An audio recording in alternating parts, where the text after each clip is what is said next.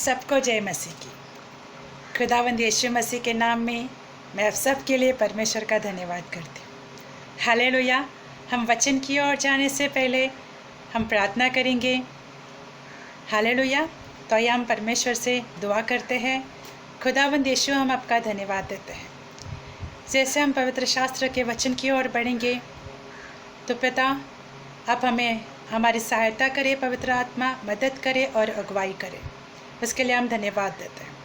और जो भी आपके वचन को सुन रहे हैं परमेश्वर, सुनेंगे पिता परमेश्वर, हर एक को आप आशीष करें खुदावंत। आपका ये वचन लोगों के जीवन से बातें करे पिता परमेश्वर, और लोगों के जीवन को शांति और आशीष दे।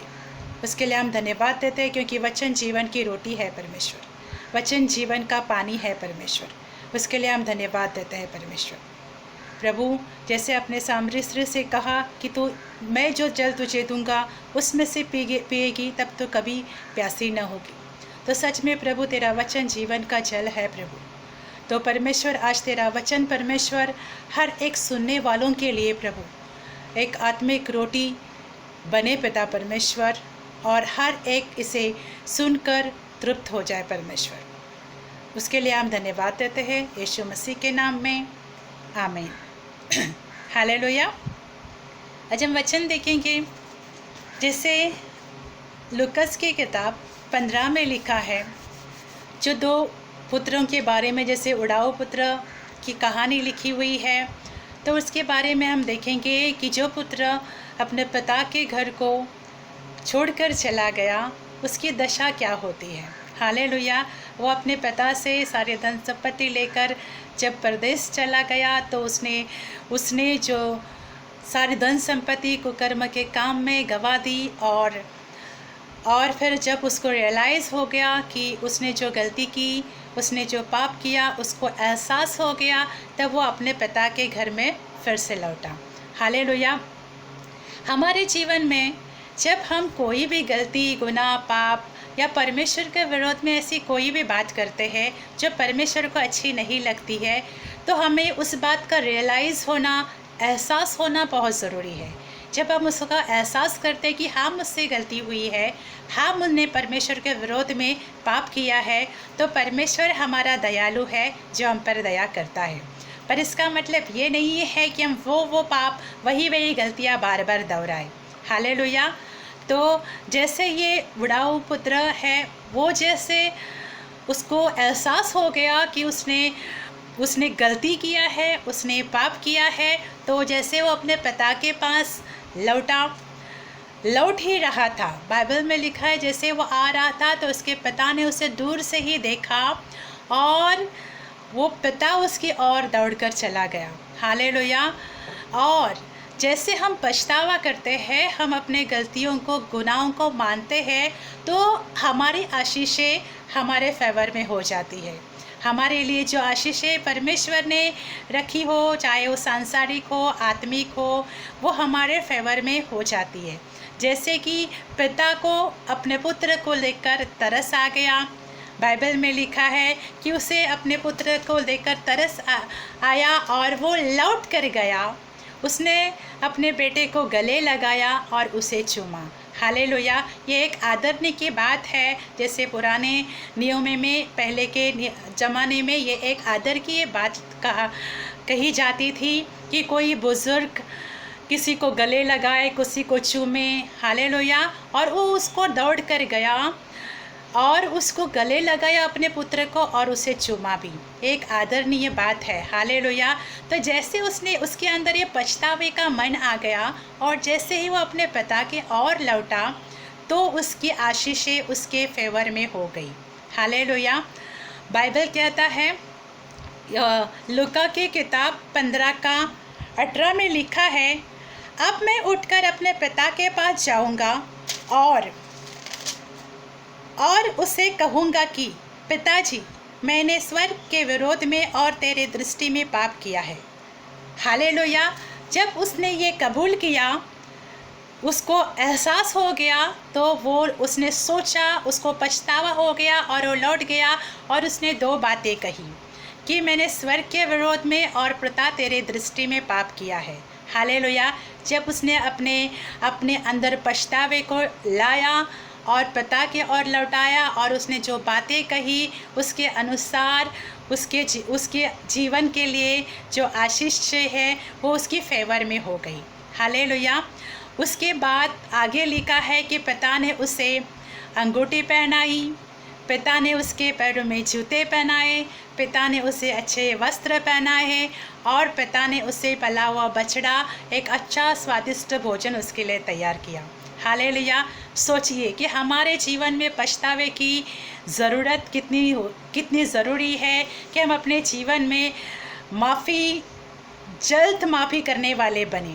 कभी कभी हम सोचते हैं, किसी के लिए कुछ भी कहते हैं तो हम सोचते हैं कि हाँ चलेगा, पर हमें ये रियलाइज़ जल्दी होना चाहिए और हमें जल्दी माफ़ी का हृदय आना चाहिए, जल्दी पछतावे का हृदय आना चाहिए। जब हृदय ये मन हमारे अंदर आ जाता है तो परमेश्वर ने जो हमारे लिए आशीषें रख छोड़ी है वो हमारे फेवर में आ जाती है। हालेलुया।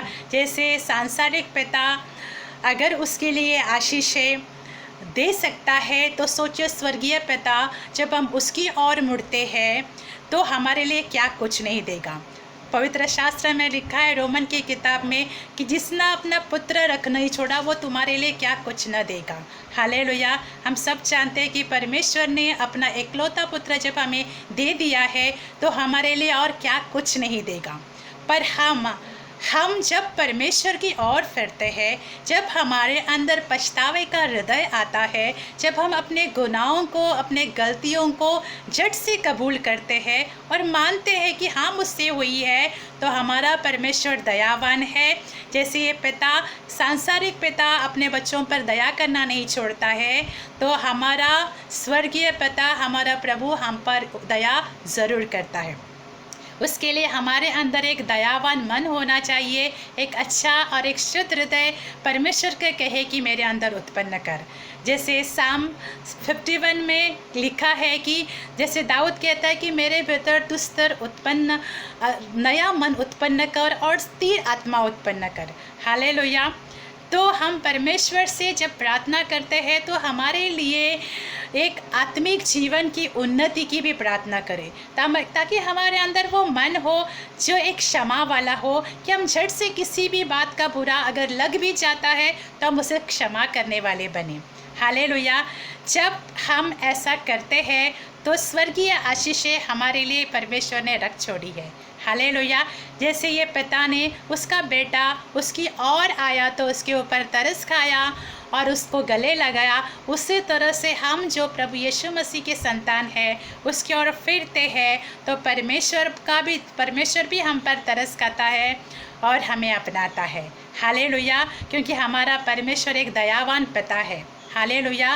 वो हम पर दया करता है। जैसे विलाप के गीत में 3 में लिखा है, वो उसकी दया प्रतिदिन हमारे लिए ही नई होती है। हालेलुया। तो वो हमारे लिए नई दया करता रहता है। हालेलुया। तो आज का ये वचन मैं विश्वास करती हूँ कि आपसे परमेश्वर का आत्मा बातें करे और हम अपने जीवन को संभालें, अपने जीवन को अच्छा बनाएं। हमारा हृदय एक भूमि को भी दर्शाता है, उसको परमेश्वर के वचन से सींचना सीखे। प्रार्थना जो पानी को दर्शाती है उसे डालना सीखे, ताकि निरंतर हमारी संगति परमेश्वर के वचन के साथ हो। हालेलुया। ताकि हमारे अंदर, जैसे अगर इसके अंदर हम देखेंगे कि दूसरा जो पुत्र है पिता के साथ रहते हुए भी जब उसने ये बातें देखी कि पिता ने उसके भाई के लिए ये सब किया, उसे गले लगाया, उसके वस्त्र पहनाए, उसकी अंगूठी पहनाई, उसको जूते पहनाए, उसके लिए पला हुआ बछड़े का भोजन स्वादिष्ट बनाया, तो ये सब देखकर उसके दूसरे बेटे को उस बात से क्रोध आ गया। हालेलुया। यानी कि देखो, वो पिता के संग होते हुए भी उस पिता जैसा स्वभाव उसके अंदर नहीं आया। हालेलुया। हम सब जो परमेश्वर के वचन के साथ संगति करते हैं, प्रार्थना करते हैं, तो हमारे अंदर उस मसीह का स्वभाव ही आना चाहिए। हालेलुया। जब जिसके साथ हम संगति करते हैं वो बातों का स्वभाव, उस मसीह का स्वभाव हमारे अंदर आना चाहिए। हालेलुया। ताकि जैसे वो दूसरा पुत्र जब पिता के पास होते हुए भी वो क्रोधित हो उठा। हालेलुया। तो परमेश्वर का कलाम हमें सिखाता है कि हमें आत्माओं के फलों से भी भरना है, जैसे गलतियाँ 5 में लिखी गई है। हालेलुया।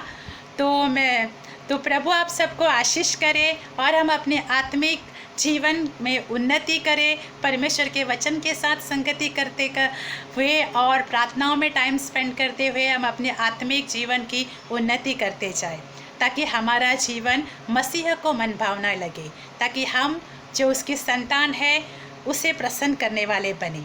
हालेलुया। तो हमारे अंदर एक अच्छा हृदय परमेश्वर दे और बढ़ता जाए। एजिकल की किताब में लिखा है कि मैं तुम्हें नया मन दूंगा। तो परमेश्वर हमारे अंदर से जो किसी के अंदर कठोर वाला नफरत वाला मन होता है उसे निकाल कर उसे नया मन दे सकता है। हालेलुया। हमारे मांगने से हमारा पिता देने वाला पिता है, क्योंकि वो दयालु और अनुग्रहकारी है। हालेलुया। प्रभु आप सबको आशीष करे और प्रभु आप इस वचन से परमेश्वर आप सबसे बातें करें। हालेलुया। आइए हम दुआ करेंगे। पिता हम तेरा धन्यवाद देते हैं। धन्यवाद प्रभु आपके इस पवित्र शास्त्र के वचनों के लिए खुदावंत। ये वचन जीवन की रोटी है प्रभु, जो आपने हमें दी है परमेश्वर। उसके साथ प्रभु हर एक संगति करना सीखे परमेश्वर, आपके सम्मुख बैठना सीखे परमेश्वर। जब हम आपके सम्मुख बैठेंगे तब हम आपसे बात भी करेंगे और आपकी बातें सुनेंगे भी। पिता हम तेरा धन्यवाद देते हैं। इस वचन के द्वारा हर एक सुनने वालों को प्रभु आप आशीष करें पिता, हर एक सुनने वालों के हर एक कमी घटी को पूरा करें पिता परमेश्वर। उनके घर परिवारों पर भी प्रभु आपकी आशीष को मांगते हैं, उनके सेहत पर भी प्रभु आपके चंगाई को बोलते हैं, ताकि हर एक यीशु मसीह के नाम में आशीषित किया जाए, हर एक यीशु मसीह के नाम में चंगाई को प्राप्त करे और हर एक की उन्नति होने पाए प्रभु यीशु मसीह के वचन में और उसके संगति में। पिता हम तेरा धन्यवाद देते हैं। धन्यवाद के साथ खुदावंत सारा आदर महिमा गौरव स्तुति आपके महान और पवित्र नाम को देते हुए सारी प्रार्थना पिता आपसे, आपके बेटे और हमारे उद्धारकर्ता परमेश्वर यीशु मसीह के नाम में मांगते हैं। आमीन। Thank you. प्रभु आप सबको आशीष करें।